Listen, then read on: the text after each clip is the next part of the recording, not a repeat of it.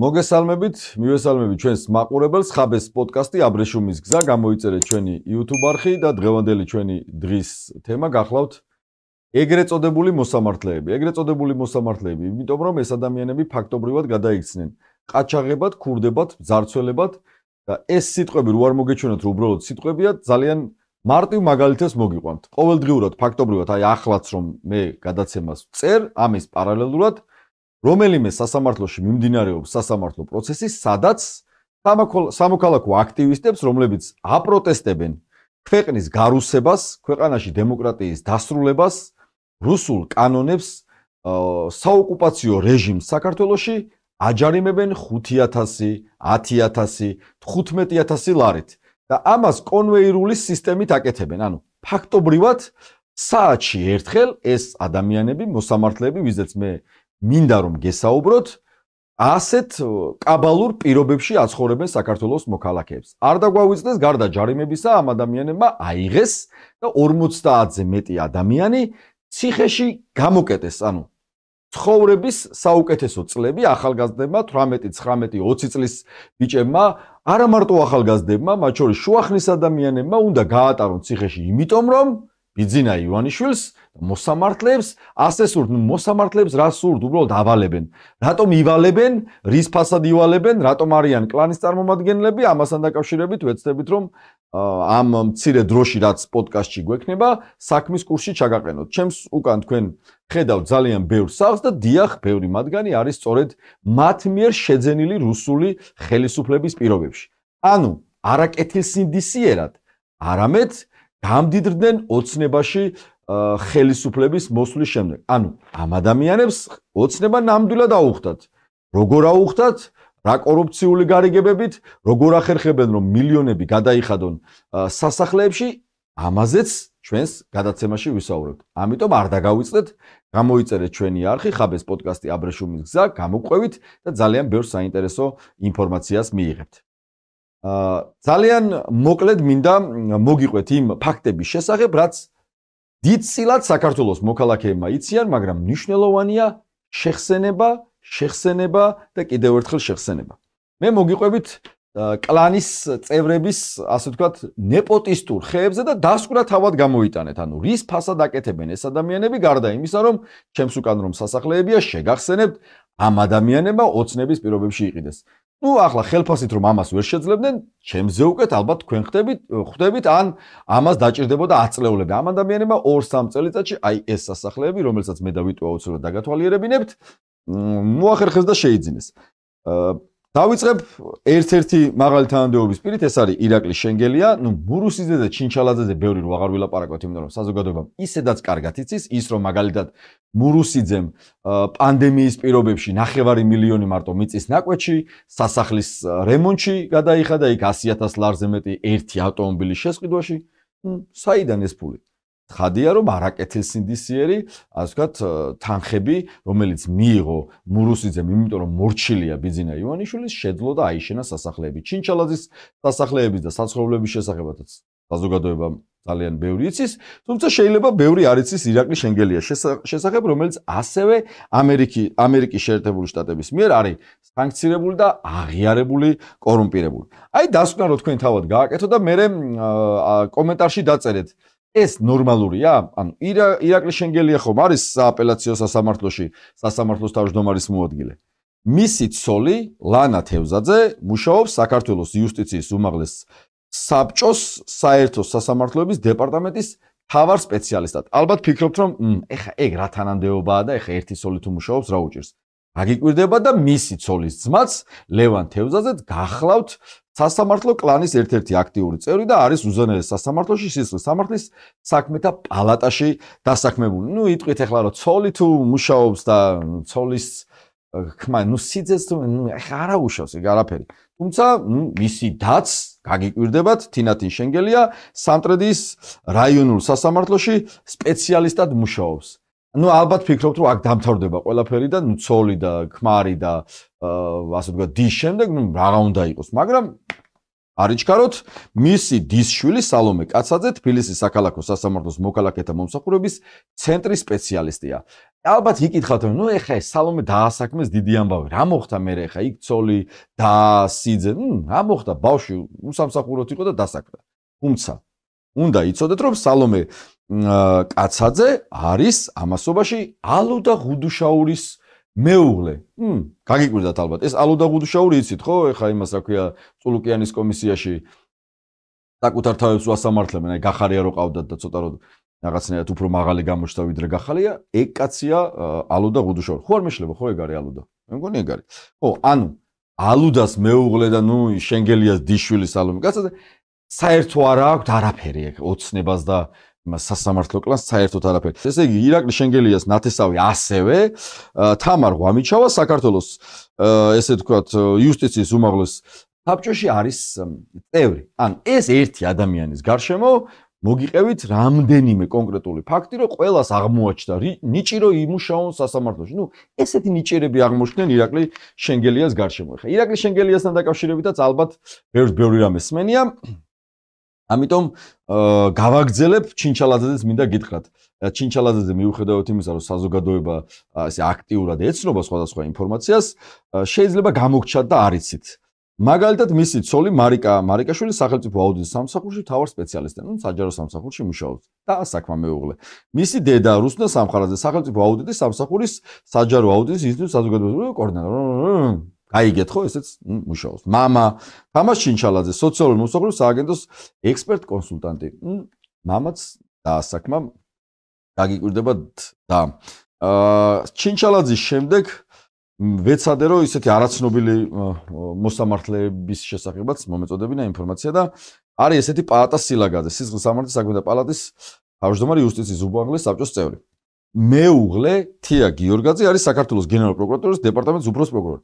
ანუ ქმარი არის მოსამართლე, ცოლი არის პროკურორი.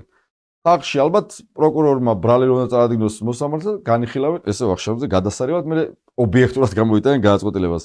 მაგათ ობიექტურობაში ეჭვი არ შეგეპარებათ ალბათ. პაატა სილაგაძის ცოლის და ნინო გიორგაძე ქუთაისის საქალაქო სასამართლოში ხსდომის მდივანია. ხო ესე იგი და პროკურორია, იქ ესე იგი დის ქმარი მოსამართლეა, ესეც სასამართლოშია და პროკურატურაშია. ამათაც ესეთი ნიჭი აღმოაჩნდათ, რომ ყველას რაღაცნაირად ესე გადახლართულები არიან და ალბათ ესე ობიექტურად გადაწყვეტენ ხოლმე საქმეებს. თამარ ჭუნიაშვილი იყო ესეთი ასე ვთქვათ კლანის წარმომადგენელი, პენსიაზე გავიდა, ასაკმა უწია, მაგრამ ალბათოინ თამარი რის თამარი იქნებოდა, რომ არა მაგალითად შვილი მაკა კანდელაკიშვილი თბილისის საქალაქო სასამართლოში წინა სასამართლოს ხდომის არსებითი განხილვის კოლეგიის ხდომის მდივანია. დაასაქმა ეხა შვილს აბა რას უზამდა, ერთი შვილი მან დაასაქმა, მე ესე იგი შვილის ქმარი სანამ არ გახდა მოსამართლე, მანამდე ფეხი არ მოიცვალა სასამართლოს, სანამ სიძე არ ასე ვთქვათ არ დაასაქმა კარგად. სიძე არის დავით მაკარაძე, ქეთევან კანდელაკიშვილის ქმარი, გორის რაიონული სასამართლოს მოსამართლეა. ქეთევანიც არ დაგვაუწდეს, მუშაობს თბილისის მუნიციპალიტეტის მერიის გარემოს დაცვის საქალაქო სამსახურის იურისტად. ანუ ხალბატონმა თამარმა ორივე შვილი კარგად მოაწყო, სიძეც მოსამართლედ დაანიშნა და შემდეგ უკვე პენსიაზე გავიდა ეხლა გაუჭირს. და ილონა თოდუას შესახებ მინდა რომ აუცილებლად მოგიყვეთ. ილონა თოდუა არის ესეთი ასე ვთქვათ ამ სასამართლო კლანის ერთ-ერთი წარჩინებული ნეპოტისტი, მისი ქმარი ლაშა სულთანიშვილი, ლევან სამხარაულის სახელობის სასამართლო ექსპერტის ეროვნულ ბიუროში მუშაობს სპეციალისტად. ილონას დეიდაშვილი თეა დიმისტარაშვილი არის მოსამართლე, მისი ბიძაშვილი ლევან აფხაზავა არის აღსრულების ეროვნული ბიუროს აღმასრულებელი, მისი დეიდაშვილი დავით ჭედლიშვილი გახლავთ კანცელარიის სასამართლოს კანცელარიის თანამშრომელი. ილონამაც ახლა ამდენი იშრომა, ამდენი იწვალა, ამდენი იმონა, ხო და ახლა ყველას მოუწია სამსახური. კიდე ალბათ ილონას შესახებაც ბევრი არაფერი არ იცოდეთ, მაგრამ მე ვცდილობ რომ ისეთი მოსამართლეები შეგექმნათ წარმოდგენა, რომ ეს მარტო ილონაში კი არ არის და პაატა სილაგაძეში საქმე და ან ჩინჩალა, ყველა ეგეთია.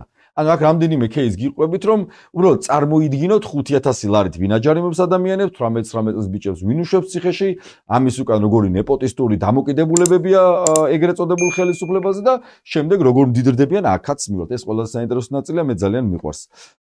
ჩემი არაფერი მაქვს დასათვლელი ამათსაც ვითვლი ძირითადად. ალექსანდრე გზირიშვილი 2000 სასამართლო კლანის ერთ-ერთი ახალი შემატებული წევრია, ობიექტური სასამართლოს კლასიკური მაგალითია ბატონი ალექსანდრე. 2014 წელს იყო ქართული ოცნების ფრაქციის თავმჯდომარე კასპის მუნიციპალიტეტში. შემდეგ გახდა ნეიტრალური, ისწავლა იურიდიულზე, გახდა მოსამართლე. ნეიტრალურად ის რო კასპის რაღაცის ფრაქციის თავმჯდომარე იყო, საერთოდ არ იქნება მიკერძოებული პარტიულად. ისე ჭკუით დაინიშნა, ხო გჯერათ რომ კასპის ფრაქციის თავმჯდომარე საკრებულოში ესე გახდა მოსამართლე. ოღონდ საინტერესო რა არის, მისი მამა ლევან გზირიშვილი იყო იუსტიციის უმაღლესი საბჭოს წევრი 2021 წლამდე. და სანამ შვილი არ დაინიშნა მოსამართლედ, ფეხი არ მოიცვალა იქიდან, აი შვილი რო დატოვა უკვე, მერე უკვე ავიდა კაცი ახლა დააბინავა შვილი და ანიშნა ის კასპის რაღაციდან წამოიყვანა და აგერ ამხელა მოსამართლე გახდა ადამიანი და მერე კი წავიდა პენსიაში. არის კიდე ესე თეონე ეპიტაშვილი, სანქცირებული მოსამართლე ესტონეთმა დაასანქცირა. ძალიან საინტერესო кейსია ესეც. მამამთილი, ესე იგი, მისი მამამთილი ყოფილი მოსამართლეა 2023 წელს ასაკის გამო პენსია მოწია მამამთილსაც და ასე ვთქვათ, გავიდა პენსიაში და ისიც მოსამართლე იყო. აბა რა თქმა უნდა, ეხლა მამამთილი მოსამართლე იყო, მამამთილის შემდეგ თეონა გახდა მოსამართლე და ამასობაში ან მამამთილის ასე ვთქვათ ამ გოგოს ოჯახის წევრი თუ ქმარი და ასე ვთქვათ მამამთილის შვილი, როგორც გინდათ ისე მოიხსენიეთ, ჯემალ კოპალიანის შვილი, ბექა კოპალიანი, ქალაქ თბილისის პროკურატურის საგამოძიებო ნაწილის უფროსი გამომძიებელი. მამა მოსამართლე, იქ თვითონ საგამოძიებოში, იქ ცოლი იმაში რა ქვია სასამართლოში და მეორე შვილი სხვათა შორის, მეორე შვილი დასაქმებული იყოს ბატონ ჯემალს დასაფასებელი კაცი არის, ორივე შვილი გზაზე დააყირა, ის სუსის ანტიკორუფციული სააგენტოს უფროსის გამომძიებელი. ახლა თქვენ წარმოგიდგენთ, ერთი პროკურატურაში მუშაობს, მეორე სუსში ეს მოსამართლე იყო, ის გოგოს მოსამართლეა, ძალიან ობიექტური იქნება, არანაირი გავლენა პროკურატურას და სუსს რო რანაირად ექნება, ისინი უბრალოდ იქ მუშაობენ, თორე განა რა გავლენა უნდა კონდეს.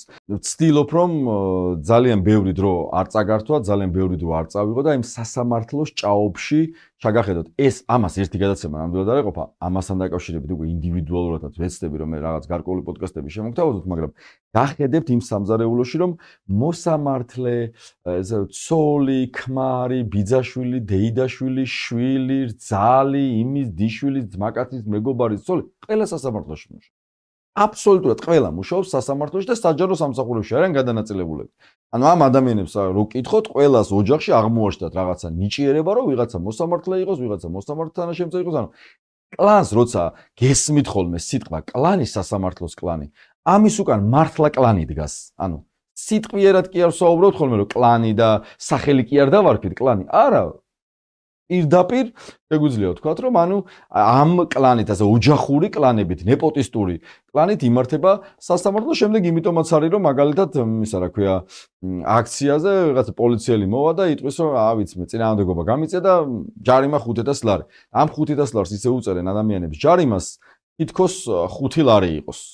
800 ლარამდე, 900 ლარამდე ხელფასზე 300,000-ზე მეტი ადამიანი მუშაობს და ესენი 5,000 ლარ ჯარიმას წერენ ყოველდღიურ რეჟიმში და თან მე ვინც იხდის ამას იმ ადამიანებს ეუბნებიან რომ თქვენო ჯარიმები არ გადაუხადოთო და ფონდებში ასე ვთქვათ ფონდებს ხურავენ იმიტომ რომ ამათო ეხა ანგარიშები უნდა გაუყინოთ და მშივრები უნდა მოკვდნენო ანუ ამოცანა ის კი არა რატომ არ გადაუხადოთ ეს 5,000 ლარი ჩვენ ყველა კი არ დაუწერეთო თუ 5,000 ლარი გადაუხადეთო რა აზრი აქვს ამ ჯარიმასო ეს 5,000 ლარი დავაკისრეთო და რომ ვერ გადაიხდისო მერე მშიერი რომ მოკვდებაო, მერე მიხვდება რომ არ უნდა გამოვიდეს აქციაზე. ეს არის მაგათი ლოგიკა და შესაბამისად მოსამართლეებს ხელი არ უკანკალებთ 5,000 ლარ ჯარიმას ისე წერენ და როგორი საშოვნელია 5,000 ლარი, აი კომენტარებში დაწერეთ აბეს პოდკასტი აბრეშუმის გზა გამოიწერეთ და დაწერეთ კომენტარებში რამდენად იოლია იშოვოთ 5000 ლარი. როგორ ფიქრობთ? თქვენს მოსამართლესავით ფიქრობთ, რომ 5000 ლარი ჯარიმა ნორმალურია? თან ყველა საათში ერთხელ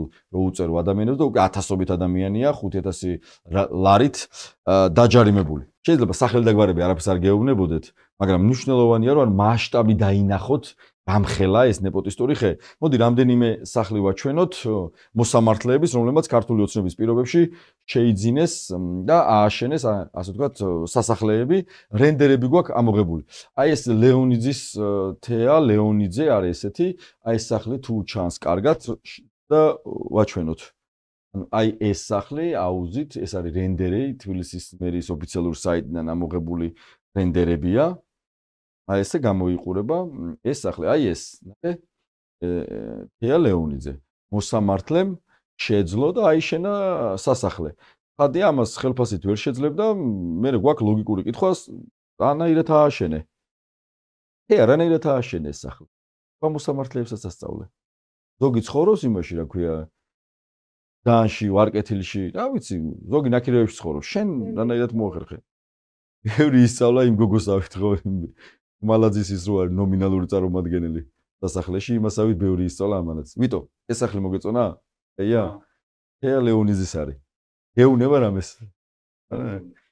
ხო, ნუ ჩვენ არაფერს არ გვეუბნება, მაგრამ დარწმუნებული ვარ, ვისაც სასამართლოს შეხება ქონია, იმას ბევრ რამეს ეუბნება, ჯარიმებს და უბედურებებს და უსამართლობებს. იცი რა, აბა ეს სახლი ვისია, იცი, ეს არის თამარ მეშველიანის სახლი. თამარ მეშველიანი. ეგ მეცნობ. ნახე, იცი რა, ეს მარტო რენდერი კი არ არის, ნახე, აშენებულიც განახო, რომ სინამდვილეა. ვიტო, ანუ ეს ხო რენდერია, შეხედე? და გონია რომ ეხა ამას ააშენებ და მართლა? აგი თუ არა ააშენა. სხვათა შორის ეს მეშველიანი ის ანუ ანტისაოკუპაციო აქციაზე და უსამართლოდ დაკავებულ ადამიანებს უმოწყალოდ ამტყუნებდა, ან ასე ვთქვათ, ციხეში უშვებდა, ან ჯარიმას უწერდა. აი ეს უგემოვნო სახლი, მაგრამ დიდი ფული დახარჯა ამირან ძაბუნიძისაა. მაგრამ ძალიან უგემოვნოა რა. აი შეხედე, აბა ეს სახლი ხა კაია, გემოვნებიანია? ანუ ეს სასახლეები, აი ვაჩვენოთ ესეც სახლები გადის და მაგიტო რა. ეს არის აი ძაბუნიძის სახლი, ეს რენდერზე, კარგად რომ ნახოთ. ეს მეშველიანის სახლია, ხო? თამარ მეშველიანის სახლია, რომელშიც ძალიან დიდი თანხა აქვს გადახდილი მიწის ნაკვეთი, მშენებლობის წარმოება და ეს ცხადია 9 მილიონ ლართან მაინც იქნება დაკავშირებული ამის მოწყობა, მოპირკა. აი ბესიკ ბუგიანიშვილი, შეხედეთ, ბესიკ ბუგიანიშვილის რენდერი როგორ გამოიყურება 1 2 3 4. ნახე რა კორპუსი აქვს ჩაულებრივად რა. კორპუსი აქვს ჩაულებრივად ბესიკს. ანუ კი გახდები მოსამართლე. შეხედე. ნუ მოკლედ, ანუ რამდენიმე სახლი გაჩვენეთ, როგორ სახლებში ცხოვრობენ მოსამართლეები, ანუ არაფერს არ გეუბნებათ იმ სახელი და გვარის მოსამართლეებისაც ცხოვრობენ, ანუ ეს მეშველიანი რომან ცხოვრობს, ანუ მურუსიძესაც ცხოვრობს, წარმოიდგინეთ? ვერცა მიდაფიქრეთ. აი ლეონიძეს რო ესეთი სახლი, ჩინჩალაძე რას აკეთებს? ეს მდიდრული სახლი სასამართლო კლანის კიდევ ერთ წევრს, მიხეილ ჩინჩალაძეს ეკუთვნის. თეთრი სახლი, მუქი ფერის სახურავით, 1500 კვადრატულ მეტრზე აშენებული. ორსართულიან სახლს რამდენიმე აივანი და ვერანდა აქვს.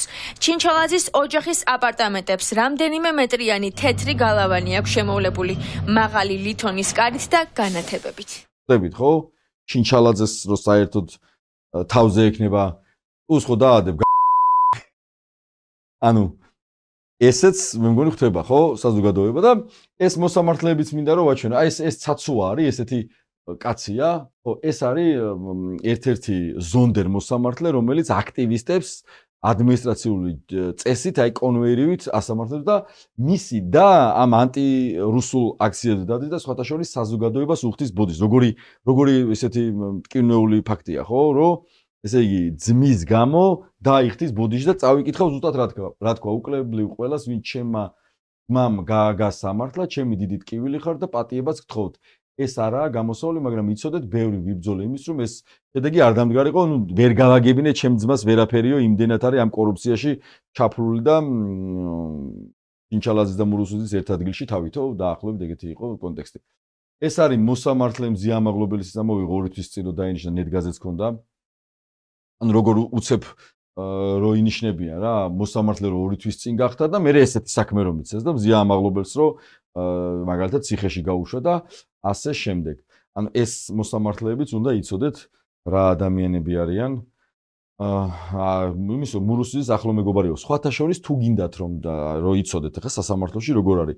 თუ გინდათ რომ დაწინაურდეთ ან ვისაც ხედავთ ძირითადად თანამდებობაზე სასამართლოში ეს ადამიანები 2006-2007 წლებში დაახლოებით რო ავიღოთ 2005-დან 2008 წლამდე ჩინჩალაძესთან ერთად საქმიანობდნენ მცხეთაში, ანუ ჩინჩალაძე რო იქ სასამართლოში იყო 2005-2008 წლებში, აი დაახლოებით რო ვთქვათ, აი იმ დროს ზოგი პროკურორი იყო, დღეს რო სასამართლოშია. ან სასამართლოში იყო ჩინჩალაძის თანაშემწედ, ან მძღოლად იყო, რა ვიცი, ან რაღაცა სხვა ყოველ შემთხვევაში დაკავშირებულია მცხეთ რო გადაავლებთ ახლა მათ იმებს თავს, რა ქვია, მათ წარსულ ცხოვრებას აღმოაჩენთ რომ მცხეთასთან ვინც არის დაკავშირებული ის ხალხი ჩინჩალაძემ ყველა დააწინაურა. ეს მინდა რომ მასშტაბისთვის წარმოიდგინოთ რა ხდება სასამართლოში, როგორი დამპალია, როგორ ყარს იქაურობა. თორე აი ამ ადამიანებზე ახლა ვისაც ჩამოვთვლი და სწრაფად ვეცდები რომ გავაკეთო, ნუ ძალიან ბევრი არიან მართლა, აქ 45-ზე მეტი кейსი მაქვს, 52 кейსი მაქვს, რაც მოგიყევით იმის გარდა და რამდენიმეს გაგაცნობთ. წარმოიდგინოთ რა ხდება სასამართლოში. არის კიდე ესეთი მაგალითად მირანდა ერემაძე, რომლის შვილი ანი გრიგალავა თბილისის სააპელაციო სასამართლოში მოსამართლეს თანაშემწეა. თვითონ სასამართლოში შვილი სასამართლოში ძმა რაჯი ერემაძე. შინაგან საქმეთა სამინისტროს ხობის პოლიციის რაიონულ სამმართველოს უფროსია. ან შვილი იქ, ძმა იქ, თვითონ სასამართლოში თამარ ზამბახიძეა კიდე მამა ტარიელ ზამბახიძე სამხარაულის სასამართლო ექსპერტის ეროვნულ ბიუროში იურიდიული სამსახურის უფროსი, ანუ შვილი სასამართლოში, მამა სამხარაულში. ნუგზარ სხირტლაძის სასამართლოშია, ცოლი გიული კალანდარიშვილი თბილისის საქალაქო სასამართლოს აპარატის წამყვანი სპეციალისტი. ანუ იქვე მუშაობს, ცოლის იქვე დაასაქმეს ერთმანეთი, გულიან იქ ერთმანეთს. რატომ წავიდეს შორს? გათხოვდი ან ისა რაღაც ცოლი მოიყვანე და საქმე სასამართლოში თანაშემწედ სპეციალისტად რაღაცად, რა ვიცი, ან გაუკეთე რამე. ხატია არდაზიშვილი, ქმარი გიორგი დონაძე, თბილისის განვითარების ფონდის რეაბილიტირებული არეალების მონიტორინგის სამსახურის უფროსი. ნუ ხატია არდაზიშვილი, ქმარი იქ აიბში. ესე იგი ძმა დავით არდაზიშვილი საქართველოს გენერალური პროკურატურის საგამოძიებო ნაწილის განსაკუთრებულ მნიშვნელოვან საქმეთა გამომძიებელი, ანუ თვითონ მოსამართლე, ძმა პროკურატურაში. ბესიკ ბუგიანიშვილი, აი წერა რო გაჩვენეთ ის სასახლე რო ქონდა ბესიკს, ფათაშორის ბესიკმა წადგა და ცოლი პირდაპირ, ასე ვთქვათ, სასამართლოში განამწესა. ნინო ჯოჯოა ბოლნისის რაიონის სასამართლოს მოსამართლე. თვითონ მოსამართლე, ცოლი მოსამართლე, სასახლე 4 სართულიანი გენაცვალე, ხანდახან იკარგებიან კიდეც სახლი იმხელა აქვთ. ნათია ბარბაკაძე, ქმარი ბადრი ნიპარიშვილი თეთრი წყაროს რაიონის სასამართლოს მოსამართლე. ნათია მოსამართლე, ქმარი კარგი ცხოვრება სხვადასხვა. გაოცებული მიყურე. მანუჩერ კაპანაძე, ცოლი სოფიო გიორგაძე თბილისის საქალაქო სასამართლოს სპეციალისტი. ანუ ის ქმარი სასამართლო, ცოლი სასამართლოში. მაია თეთრაული, ქმარი ილია პოპიაშვილი საქართველოს იუსტიციის სამინისტროს ახსნების ეროვნული ბიუროს შიდა კონტროლის აუდიტის სამსახურის უფროსი. ნუ ეს ძალიან თავისუფალი იქნება თავის გადაწყვეტილებებში. გიორგი გოგინაშვილი, ცოლი ლია ბრეგაძე თბილისის სააპელაციო სასამართლოს პირველი კატეგორიის უფროსის სპეციალისტიო. გენაცვალე ცოლი ქმარი ყველა სასამართლოში. დავით ახალბედაშვილი სასამართლო, ცოლი ანი სტეპმელი თბილისის სააპელაციო სასამართლოს სპეციალისტი. ანუ წარმოუდგენელია. ხალხი კიდე გეუბნებთ 52 кейსი მაქვს, აი რაც ასე ვთქვათ, მოძიებული მაქვს, რომ აი ბევრი გამოვტოვოთ მაგალითად ნათია შიოშვილი, ქმარი ივანე ღლონტი თბილისის საქალაქო სასამართლოს ადმინისტრაციულ საქმეთა კოლეგიის მოსამართლე. ცოლი მოსამართლე, ქმარი მოსამართლე. კეთევან მამაცაშვილიც მოსამართლე სასამართლოში, ქმარი გიორგი პავლაძე საქართველოს იუსტიციის უმაღლეს საბჭოს სამართლებრივი და მატერიალური უზრუნველყოფის დეპარტამენტის უფროსი. ესეც იქ მუშაობს, იქვე მუშაობს რაღაცის უზრუნველყოფის დეპარტამენტის რაღაცად. ამ ხალხის პირობებში გვიწევს რომ რაღაცნაირად სამართალი ვეძებოდა, ცხადია ხა ამ ადამიანებთან, რომლებიც პირდაპირ კორუფციით არიან დაკავებულები, მომხოჭოლობით არიან დაკავებულები, ძნელია რომ სამართალი იპოვო და ბოლოსკენ სანამ ასე ვთქვათ გადაცემას ამ პოდკასტს დავამთავრებთ, ეს მოკლე ექსკურსია ჩაგიტარეთ. როგორი ნაგავი არის სასამართლოში და როგორი ნეპოტისტური მიმართულებით ვთქვათ ხდება დანიშნაც გადაწყვეტილებების მიღებას და როგორი კლანური მართლობა აქვს. კიდევ ამბობ ამასთან დაკავშირებით ცალკე თითო кейსი, აი შენგელიას кейსი იმხელა იმდეთელ თავის სანაცვლო წრით რომ თალკი გადაცემა ეკუთვნის თავისი სახლებით და თავისი ასე ვთქვათ ქონებებით ისევე როგორც ემს მურუსიძეს, რომელმაც ძალიან ბევრი ფული იშოვა, დღეს ვეღარ ხმარობს, არა მაქვს კარტაო ხო იძახის ტირის შევის, მაგრამ როგორც ჩანს ქეშად აძლევენ ფულს. საინტერესო ხა ვისაც მეტი, მან როგორ იქნება, იცი, რომელიმე მოსამართლეს ვისაც მეტი დაერიცხა, აი მაგალითად 10000 ერიცხებოდა ხოლმე. უცებ თუ დაერიცხა 20000, ნადჩატ 1000 ლარი მურუსიძესთან მიაკეთებს, იმის კარტა ხო არა აქვს. მართლა გეუბნები სერიოზულად, და ფული საერთოდ დამიცენ, ანუ ფული დაერიცხება ვიღაცას. ეხლა რამდენი არის სანათესაოში ძმა, ძმისშვილი, დიშვილი, ბიძაშვილი, გაურიცხე იმას ერთი ჩემი ფული რა. და დაურიცხავს, დაუждდება ფული გამოიტანს, ქეშად მოუტანს. აბა სხვანაირად, აბა დავიჯერო ისეთი სამშობლოს მოყვარული რომ უფასოდ გვემსახურება? აი წარმოიდგინე, ხელფას თუ ვერღოს ასაკეთებს, ანუ უფასოდ დადის, თავია გადადებული, უფასოდ. იცი შეი, არ ვაფასებ როგორი კაცია რომ უფასოდ გვემსახურა, ამდენი ხანია დაასანქციონებს, ხელფას ვერ იღებს, კარტა დაბლოკილია კაც. მაინც დადის სამსახურში, ერთი დღე არ გაუწდენია, მიდის, მოდის, მუშაობს. ისევე ხალხისთვის. ეს არის სამშობლოს სიყვარული. ნამდვილად ეს არის სამშობლოს სიყვარული და არ ვაფასებ ჩვენ ამ კაცს. ხო. რაღაცა ხოხობიო რაო, რა სიძახოდა იგა? ლეგენდად ოქროს ლას მობრდღიალეს, მე მირჩევნია ერთი ხოხობი ალაზანზე რომ შეიბრდღიალებსო რა. ამიტომ ვერ მომერევიან. ხო. ფანტასტიკური ხმა აქვს, ხო. ხო და ისე მართლა საინტერესო არის, სხვათა შორის რომ ალბათ ნეტა თუ მოგცემი. შეიძლება ზირღერი ჯეულოს ფულს, ხო? კარგია ზრიაგეთ. მაგრამ მე მაინც იმ პირველ ჩვენებას მივაწევოდი, რომ ვიღაცას ურიცხავენ მაგის ფულს. აი ვიღაცას უეჭველი ურიცხავენ. ხო, მეგობარ აქტზე არ შემიძლია რომ ისე დავამთავროთ პოდკასტი, რომ მეგობარ აქტთან დაკავშირებით არ გითხრათ. გილოცავთ, კონგრესმა მეგობარი აქტი მიიღო, დაამტკიცა, რამდენიმე ასე ვთქვათ კიდე სენატი დაამტკიცებს, შემდეგ პრეზიდენტი ხელს მოაწერს, ამას აღარაფერი აღარ შეაკავებს. და ნუ ამიტომ ნახეთ გუშინ ისტერიკაში ჩავარდნილი ზარქუა. ანუ LGBT პროპაგანდა აღარასდროს არ იქნება საქართველოში, არც ეკლესიის წინააღმდეგ დაფინანსდება არც ერთი მოძრაობა და უსამშობლოებსაც დედაეტირება. ეს გაიცოდე. მან ხო როგორ არის, ანუ ამას ზარქუას უარეუნებიან მაინც გეტყვი. ანუ კარგი რამე რო ხდება, შენ კი არ გათქმევინე, მაგალითად პენსია გაიზარდა. ნუ როდის გაიზარდა, პენსია თუ იზრდება 100 ლარი, შენ არ დაგაყენებენ. გამორიცხული ამბავია, რომ ზარქუას ათქმევინონ, რომ რაღაცა იზრდება. ეგ კარგი ხდება ქვეყანაში, მაგაზე კომენტარს არ გააკეთე. გამორიცხული, ეს კვერი იხსნება. ზარქუა არის არასდროს რა, აი მაგალითად ჯანდაც რაღაცა გახდა უფასო, რა ვიცი, მედიკამენტი. ამაზე კომენტარს არ. ყველაფერი ბოდიში და ლენე რაც არის, თუ ამაზე ალაპარაკებენ იმას, რა ქვია, ზარქუას.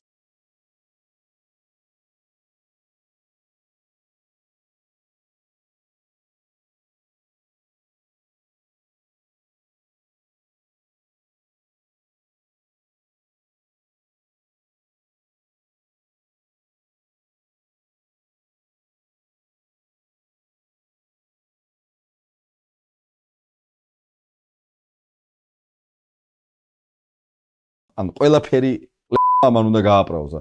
რო ეძებენ ხოლმე, რომ რაღაცა სიყლის სათქმელი აუცილებლად გაახსენდა და დარკუას ნიშნავენ ჭაჭი. ხო და მიხვდე შეჭება რომ გაანებე მაგ ბრიფინგებს თავი, რომ არავის არ უნდა ლაპარაკი შესგარდა. ანუ ყველაფერზე ხوار შეიძლება ილაპარაკო. გამოვიდა ზარქუა და გუშინ თქვა რომ ეს მეგობარი აქტიო საერთოდ არაფერი არ არისო. ან ეს ვილსონი ვინ არისო? ეს არისო ეგო გონჩარენკოა უკრაინელიო და ხაბეიშვილი ქართველიო თუ რაღაცებს ძახოდა. ანუ ლენე წარმოგიდგენია ვილსონი ხაბეიშვილიაო და გონია რომ შეურაცხყოფა მომაყენა რა რეგვენია რა არის პროსტა წარმოიდგინე.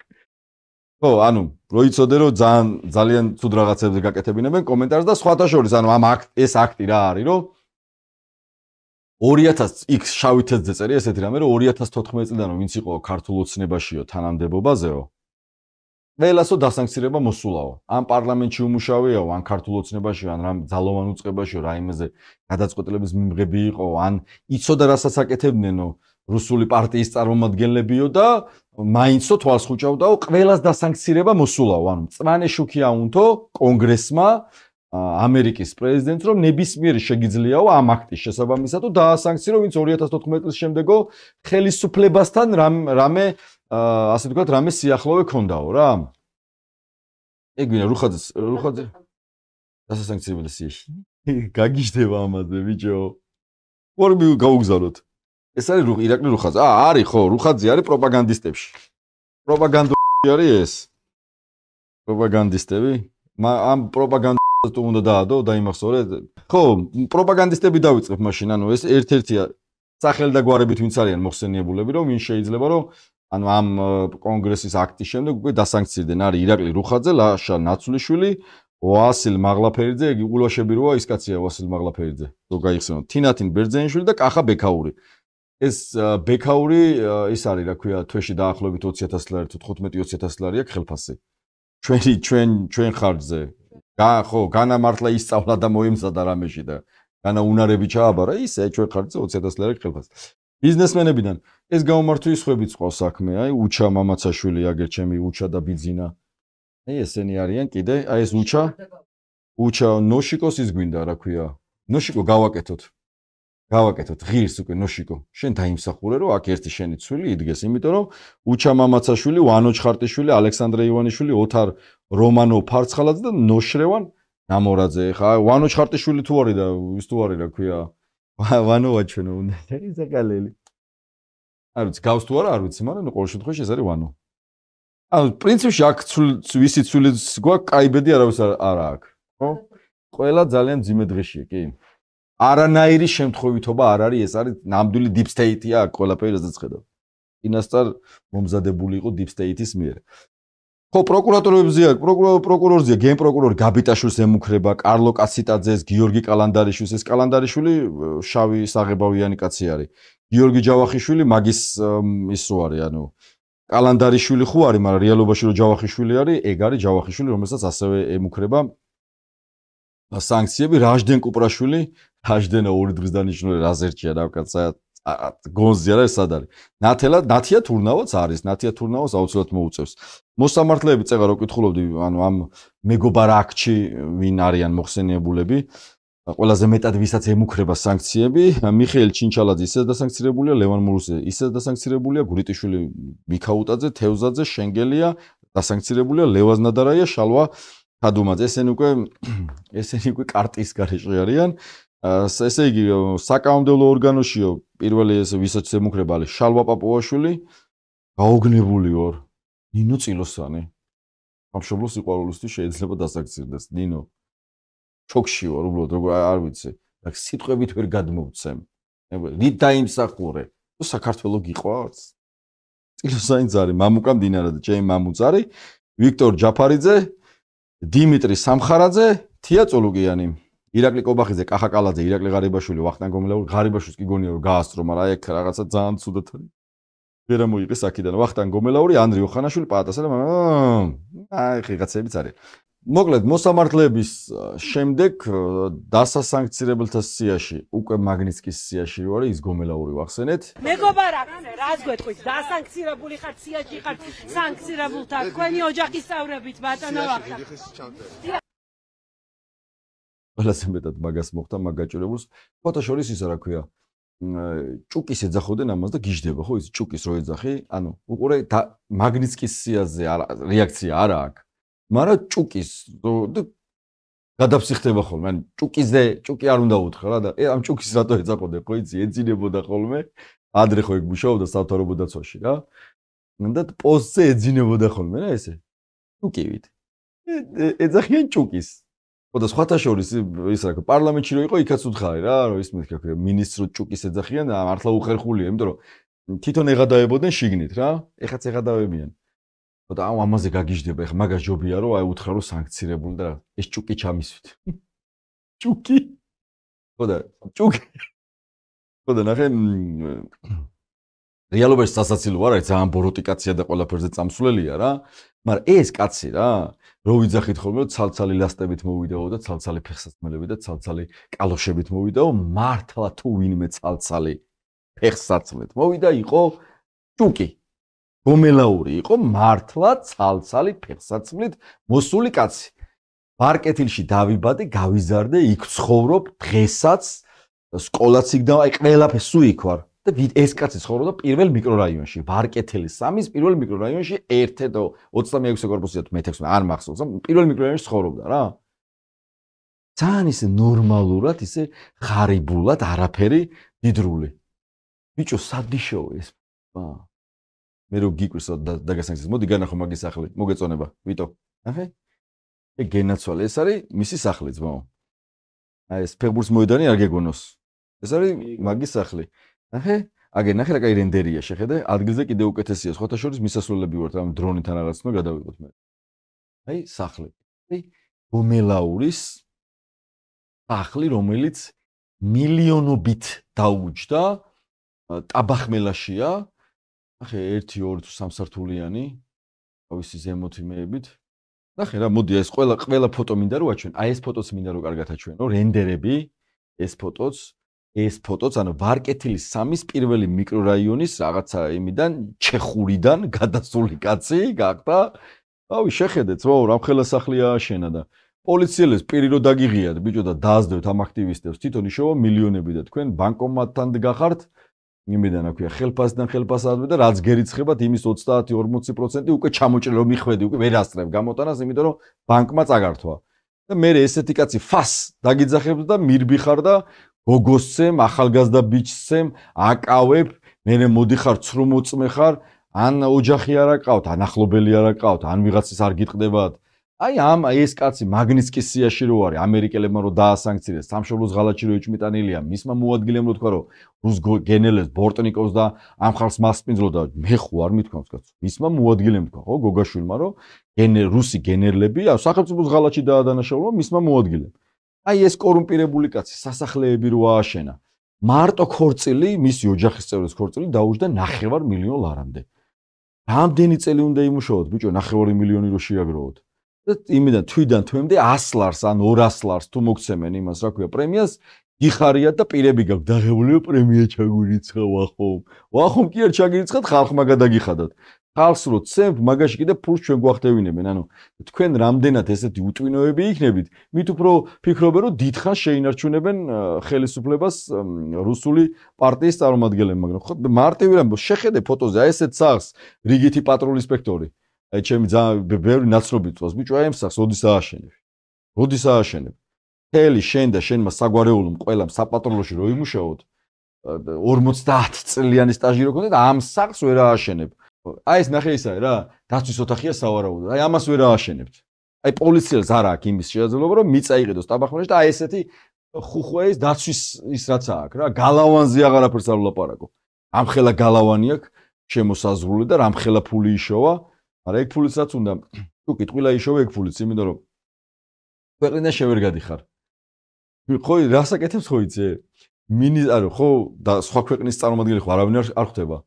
რა შეიძლება მოიფიქროს მინისტრმა სხვა ქვეყანაში ვერსად ვერ მიდის მაგნიცკის სიაშია აი რავი ევროპაში ვერ ჩავ გამორიცხული ამბავია ვერსად ვერ მიდის რა შეიძლება მოიფიქროს მინისტრმა ვერსია გამოვიშვა გურიაში ჩავიდა სხვა ქვეყანაში დადის გურიაში სხვა ქვეყანაში ჩავიდა იმაში რაჭაში და ეს დადის აი გურიაში ჩავიდა ვიზიტით წარმოიდგინე რა რაც ოფიციალური ვიზიტით ეწვია გურიას ეგ ფულის დაგჭა ეგრე ხო და ნუ მოკლედ რა მე მგონი ამას დასაფიქრებლები ხართ აქეთ მოსამართლეებზე აქეთ აი ამ გომელაურზე რომელიც გომელაურია ის კაცი რომელიც იჭერს ამ ადამიანებს მე მიყავს აი ამ მოსამართლეებთან რომელიც ზოგი კასპის ფრაქციის თავმჯდომარე იყო ოცნების ზოგი ქართული ოცნების შემომწირველი იყო და ზოგის ბიძაშვილი მამიდაშვილი დეიდაშვილები ყველა დასაქმებული ყავს სასამართლოში და აი გომელაური მე ამას სასამართლებინებს მიდის 500 ლარი ჯარიმა დაუწერა ესენი ამბობენ რომ დია 500 ლარი ჯარიმა და ყველა რაღაცა ფიქციური სასამართლო პროცესზე მიდის ყველას მოგეთხოვებათ ეს მეგობარი აქტი სხვათა შორის მე ყველა არ მიხსენებია ძალიან მნიშვნელოვანი დოკუმენტია საქართველოს მოქალაქეების ხარდამჭერი დოკუმენტია და ერთი ძალიან კარგი პერსპექტივა საქართველოს ეშლება მეგობარი აქტით ასე ვთქვათ აი ჩვენს ერთი ხელის გაწვდენაზეა როგორც კი რუსული ხელისუფლება არ იქნება ამ აქტიდან გამომდინარე და მისი შინაარსიდან გამომდინარე საქართველოს ექნება შესაძლებლობა და საქართველოს მოქალაქეებს რომ იმ ყველა სიკეთით ისარგებლონ რასაც ამერიკის შეერთებული შტატები გასცემს პარტნიორ ქვეყნებს და მეტიც საუბარია სავიზო ასე ვთქვათ რეჟიმის გაუქმებაზე რაც დეკლარირებული პოზიცია ქონდა ჩვენს პარტნიორებს ანუ თუ არ იქნება საქართველოში ბიძინა ივანიშვილი და რუსული მმართველობა ჩვენ გვექნება შანსი რომ რიგში კი არ ვიყოთ ვიზის მისაღებად არამედ უვიზოთ წავიდეთ, მათ შორის ამერიკაში, ან ვისაც მოუნდება წავიდეს განათლება მიიღოს, ან რაიმე კონკრეტულ საქმეს ეწიოს. მოკლედ, მადლობა ყურადღებისთვის. ვეცადე რომ მოკლე ექსკურსია ჩამეტარებინა სასამართლო სისტემასთან დაკავშირებით. გამოიწერეთ ჩვენი არხი ხაბეს პოდკასტი აბრეშუმის გზა. დაგველოდეთ ამ არხზე, მნიშვნელოვანია თქვენს მიერ ზარის ღილაკის გააქტიურება. ჩვენი მნახველების რაოდენობა 150,000 გაცდა, უნიკალური მნახველებიც უკვე 100,000-ზე მეტი გვყავს. უბრალოდ ჩვენი თხოვნაა, რომ ვინც გვიყურებთ, ვისაც მოგწონთ ის ინფორმაცია, რომელსაც ხაბეს პოდკასტიდან აბრეშუმის გზა იღებთ, გამოიწერეთ ჩვენი არხი. დაწერეთ კომენტარებში კონკრეტული მოსამართლეების შესახებ, კონკრეტული სახლების შესახებ, რას ფიქრობთ, რამდენიმე კითხვა დავსვი გადაცემის პარალელურად და მნიშვნელოვანია თქვენი აზრი და პოზიცია. ჩვენთვის მადლობა ყურადღებისთვის.